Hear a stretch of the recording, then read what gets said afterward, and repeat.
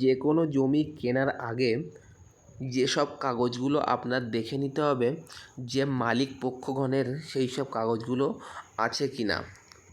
যদি থাকে তবেই সেই জমিটি আপনারা কিনতে পারেন, আর যদি না থাকে তাহলে কিন্তু আপনাদের বুঝতে হবে যে এই জমির কোনো রকম প্রবলেম বা কোনো অসুবিধা আছে।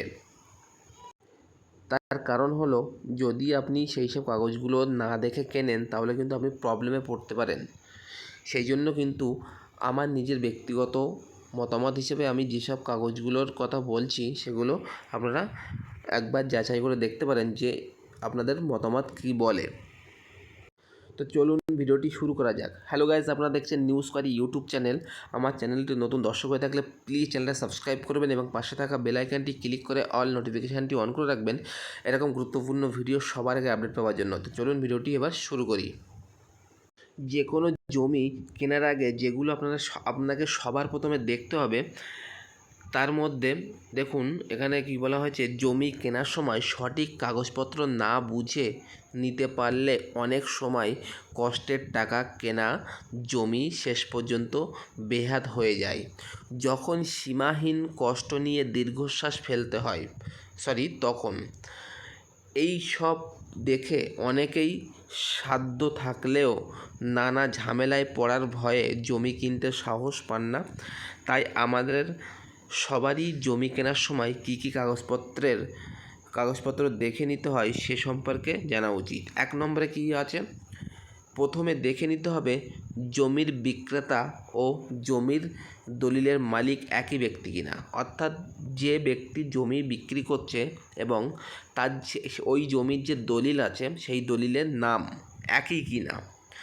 যদি একই ব্যক্তি না হয় তবে তাদের মাঝে সম্পর্ক কী, অর্থাৎ জমির দলিলে এক ব্যক্তির নাম আছে এবং বিক্রি করছে অন্য এক ব্যক্তি, তখন কিন্তু আপনার যাচাই করতে হবে যে জমির দলিলে যে ব্যক্তির নাম আছে এবং যে ব্যক্তি বিক্রি করছে তাদের মধ্যে সম্পর্কটা কী আছে, তাদের মাঝে কোনো চুক্তি আছে কি না। অর্থাৎ দেখে নিতে হবে যে ওই ব্যক্তি অর্থাৎ জমির যে দলিলের যে ব্যক্তি নাম আছে এবং যে ব্যক্তি বিক্রি করছে তাদের মধ্যে কোনো চুক্তি আছে কি না। এটি কিন্তু আপনাদের দেখে নিতে হবে সব সময়।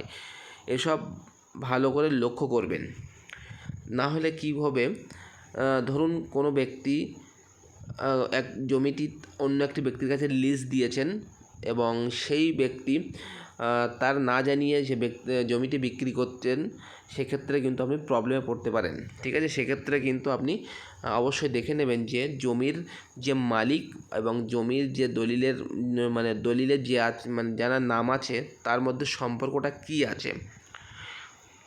2 নম্বর, জমির রেকর্ড যাচাই করে নিন। অর্থাৎ জমির যে রেকর্ড, সেই রেকর্ডটা কিন্তু আপনাকে যাচাই করতে হবে। এটি কিন্তু খুবই গুরুত্বপূর্ণ বিষয় যে একটি জমি ধরুন কেনা হলো, তো আপনি কিনেছেন ঠিকই আছে, কিন্তু যতক্ষণ না পর্যন্ত আপনি রেকর্ড করছেন ততক্ষণ পর্যন্ত কিন্তু জমিটা আপনার দখলে থাকবে না। সেক্ষেত্রে কিন্তু রেকর্ড একটি গুরুত্বপূর্ণ বিষয়। অর্থাৎ যারা জমি ইতিমধ্যে কিনেছেন এখন রেকর্ড করেননি, অতি অবশ্যই তারা রেকর্ডটা করে নেবেন। তারপরে কী বলা হয়েছে, সরকারি সার্টিফাইড রেকর্ড জমির বিক্রেতার নাম আছে কি না। অর্থাৎ সরকারি যে সার্টিফাইড কপি, সেই কপিতে জমি যে বিক্রি করছে তার নাম আছে কি না। অর্থাৎ যে ব্যক্তি জমিটা বিক্রি করছে সেই সার্টিফাইড কপিতে তার নাম আছে কি না বা রেকর্ডে তার নাম আছে কি না। অনেক সময় ভুয়ো রেকর্ড দেখিয়ে জমি বিক্রি করে দেয় অনেকে। 3 নম্বর, জমি লিজে নেওয়া কিনা তা দেখে নিতে হবে। অর্থাৎ আমি আগেই কিন্তু বলেছি যে জমিটি লিজে নিয়েছে কিনা, যে ব্যক্তি বিক্রি করছে সে ব্যক্তি অন্য কোনো ব্যক্তির কাছ থেকে লিজ নিয়েছে কিনা সেটি কিন্তু আপনাদের দেখে নিতে হবে। 4 নম্বর, জেনে নিতে হবে ওই জমির কোথাও বন্ধক আছে কিনা। অর্থাৎ বন্ধক বলতে, ধরুন আমার একটি জমি আছে কিন্তু আমার জমিটি আমার এখন টাকার খুবই প্রয়োজন। আমি অন্য একটি ব্যক্তির কাছে 1 লাখ কিংবা 2 লাখ কিংবা 5 লাখ 10 লাখ টাকায় বন্ধক রেখেছি যে আমার এই জমিটা আপনি রাখেন এবং তার বিনিময়ে আমার 2 লাখ কি 5 লাখ টাকা দিন। আমি যখন টাকা দেব তখন আমার জমিটা আবার ফিরিয়ে দেবেন। ঠিক আছে, এটি কিন্তু বলা হয় বন্ধক। তো সেই দেখে নিতে হবে যে ওই জমিটা কোনো জায়গায় বন্ধকে আছে কি না, মানে বন্ধক রেখেছে কি না ওই ব্যক্তি, সেটা কিন্তু আপনাদের দেখে নিতে হবে। যদি না দেখে নেন তাহলে কিন্তু ঝামেলায় পড়তে হবে আপনাকে। 5 নম্বর, জমি বিক্রেতার সম্পর্কে ভালোভাবে যাচাই করে নিতে হবে। অর্থাৎ যে জমি বিক্রি করছে যে ব্যক্তি, তার সম্পর্কে তার আশেপাশে কিন্তু আপনার খোঁজ খবর নিতে হবে এবং তাকে যাচাই করে নিতে হবে। জমি বিক্রেতার কাছে সেই জমি কিভাবে এলো সেটির ব্যাপারে জেনে নিন। অর্থাৎ যে জমিটা বিক্রি করছে ওই ব্যক্তির কাছে ওই বিক্রিত জমিটি কিভাবে এলো আপনাদের কিন্তু এটি যাচাই করতে হবে। ঠিক আছে, যদি উত্তরাধিকার সূত্রে পেয়ে থাকেন দানপত্র দেখে নিন। অর্থাৎ যদি বংশ পরম্পরায় পেয়ে থাকে তাহলে তার দানপত্র একটি সার্টিফিকেট, সেটি কিন্তু আপনাদের দেখে নিতে হবে। ধরুন আমার বাবা, তার বাবার নামে জমি, তার সেই আমার বাবার দাদুর নামে জমি, সেখান থেকে আমার বাবার নামে জমিটা আসলো, সেখান থেকে আমার বাবার নামে জমিটা আসলো, সেখান থেকে আমার নামে আসলো, আমি এখন বিক্রি করছি, এটাকে বলা হয় দানপত্র। ঠিক আছে, উত্তরাধিকার সূত্রে আর কি বলা হয়, বংশ পরম্পরায়। আর তা না হলে তা চেন ডিড যাচাই করে নিন। অর্থাৎ যদি তা না হয় তাহলে তার চেন যে ডিড আছে সেই ডিডটা কিন্তু আপনার যাচাই করে নিতে হবে। 6 নম্বর, আপনার পার্শ্ববর্তী জমির রেজিস্ট্রি অফিসে গিয়ে জেনে নিন যে ওই জমির ওপর কোনো রকম সরকারি নিষেধাজ্ঞা আছে কি না। অর্থাৎ আপনার এলাকায় যে বিএলআরও অফিস আছে সেই অফিসে গিয়ে আপনাকে কিন্তু ওই জমির খতিয়ান বা দাগ নম্বর দিয়ে যাচাই করে নিতে হবে যে ওই জমির ওপরে সরকারি কোনো নিষেধাজ্ঞা আছে কি না। যদি থাকে তাহলে কিন্তু আপনারা নেবেন না। ঠিক আছে, 7 নম্বরে কি আছে, জমি বিক্রেতার কাছ থেকে ওই জমির খাজনা রসিদ নিয়ে চেক করে দেখুন যে ওই রসিদে জমির বিক্রেতার নাম আছে কি না। অর্থাৎ যে জমিটি বিক্রেতা বিক্রি করছে সেই বিক্রেতার কাছ থেকে ওই জমির খতিয়ান দাগ নম্বর অনুযায়ী একটি রসিদ কিন্তু কাটা হয় গ্রাম পঞ্চায়েত বা পৌরসভা থেকে, যে এলাকায় মানে বসবাস করে বা যে জমির যে এলাকার উপস্থিত সেই এলাকা থেকে কিন্তু কাটা হয়। যদি গ্রাম পঞ্চায়েতের এরিয়ায় জমি হয়ে থাকে তাহলে কিন্তু গ্রাম পঞ্চায়েত থেকে খাজনা রসিদ কাটা হয়, আর যদি পৌরসভা এলাকার জমি হয়ে থাকে তাহলে কিন্তু পৌরসভার থেকে কাটা হয়। অর্থাৎ ওই যে জমিটি বিক্রি করছে সেই জমির খতিয়ান বা দাগ নম্বর অনুযায়ী তার খাজনা রসিদে ওই যে ব্যক্তি জমিটি বিক্রি করছে তার নাম আছে কিনা দেখে নিতে হবে। 8 নম্বর, আরেকটি গুরুত্বপূর্ণ বিষয় হলো আপনাকে চেক করতে হবে যে ওই জমির ওপর আদালতের কোনো রকম কেস চলছে কি না। আপনারা এটি কোর্ট থেকে জেনে নিতে পারেন। অর্থাৎ এটিকে কি বলা হয়েছে, আপনি ধরুন একটি জমি নিচ্ছেন এবং বা অন্য একটা ব্যক্তি আপনার কাছে জমিটা বিক্রি করছে, আপনাকে কিন্তু অবশ্যই চেক করে নিতে হবে যে ওই ব্যক্তির ওপর আদালতের কোনো কেস আছে কি না। আদালতের কেস কীভাবে হয়, শরিকে ঝামেলা হলে কিন্তু আদালতে মানে কেস করা হয় আর কি, বা বিভিন্ন ওয়ারেসগণ ঝামেলা করলে কিন্তু আদালতে কেস করা হয়, সেক্ষেত্রে কিন্তু কেস চলে জমিতে। ঠিক আছে, তো সেই রকমভাবে আপনারা কিন্তু আদালতে গিয়ে নিকটবর্তী কোর্টে গিয়ে কিন্তু আপনাদের দাগ নম্বর খতিয়ান নম্বর দিয়ে চেক করতে হবে যে ওই নির্দিষ্ট যে জমিটি বিক্রি করা হচ্ছে বা যে জমিটি বিক্রি করছে মালিকপক্ষ, ওই জমির ওপরে কোনো কেস আছে কিনা, আদালতের কেস। 9 নম্বর, জমি কেনার পর যাতে ওয়ারিশ সম্পর্কিত সমস্যার সম্মুখীন না হতে হয় তার জন্য ওয়ারিশান সার্টিফিকেটটি ভালোভাবে যাচাই করে নিন।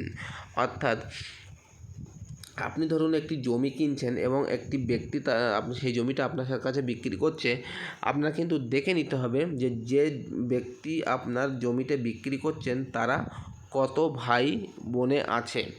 ঠিক আছে, যদি 2 ভাই 2 বোন হয়ে থাকে তাহলে কিন্তু 4টে ওয়ারেস। ঠিক আছে, অর্থাৎ একটি বাবার 4 ছেলে মেয়ে, এটাই কিন্তু ওয়ারেসগণ। ঠিক আছে, তো এই প্রত্যেকের একটি জমি কিনতে গেলে কিন্তু এই প্রত্যেক যে 4 ভাই বোন বা এই ব্যক্তির যে 4টে ছেলে বা এই 2টো ছেলে 2টো মেয়ে, এই সবার কাছ থেকে কিন্তু সই লাগবে যদি এই ব্যক্তি অনুপস্থিত থাকেন।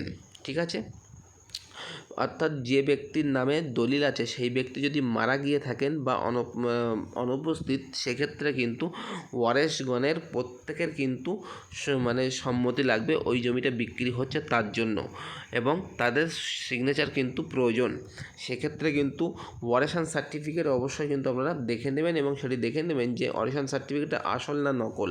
গ্রাম পঞ্চায়েতের হলে গ্রাম পঞ্চায়েতের প্যাডে থাকবে, আর যদি আপনার পৌরসভা হয়ে থাকে তাহলে কিন্তু পৌরসভার মধ্যে পৌরসভার প্যাডে থাকবে। আপনি জমি কিনেছেন এই মর্মে পেপারে একটি বিজ্ঞপ্তি দিতে পারেন, অর্থাৎ আপনি যে জমিটি কিনেছেন সেই মর্মে আপনি একটি বিজ্ঞপ্তি কিন্তু দিতে পারেন। বিভিন্ন কোর্টে গিয়ে কিন্তু আপনি বিভিন্ন উকিলের কাছে যোগাযোগ করলে আপনার কিন্তু বিজ্ঞাপনটা দিয়ে দেবে, এবং সাথে লিখে দেবেন যে এই জমি নিয়ে কারোর কোনো আপত্তি থাকলে জানানোর জন্য। অর্থাৎ যখন বিজ্ঞাপনটি দেবেন তখন কিন্তু বিজ্ঞাপনে লেখা থাকবে যে এই যে জমিটি আমি কিনলাম, এই কেনার মানে আমি যে কিনছি আর কি, কোনো ওয়ারেশগণের কি আপত্তি আছে কি না সেটি কিন্তু জানাতে হবে বা জানানোর জন্য আপনি আবেদন করবেন। এতে যদি পরবর্তীকালে কোনো রকম ওয়ারিশ সম্পর্কিত আইন সমস্যা হয় তাহলে এটি আপনার অনেক সাহায্য করবে। অর্থাৎ ধরুন আপনি জমি কিনেছেন, তার 2 বছর বা 3 বছর পরে কোনো একটা মানে লোক বা কোনো একটা মহিলা এসে বলল আমি ওই জমির ভাগিদার, কারণ আমিও যে ব্যক্তির নামে জমি ছিল তার ওয়ারেশগণ বা তার ওয়ারেশ। সেক্ষেত্রে কিন্তু আপনি একটি সমস্যায় পড়ে যেতে পারেন এবং ভারতীয় আইন অনুযায়ী কিন্তু আপনি ঠকে যেতে পারেন। সেক্ষেত্রে আপনারা কিন্তু এই পদটা রাখবেন না, আপনারা কিন্তু অবশ্যই ওয়ারেশন সার্টিফিকেটটা যাচাই করে নেবেন।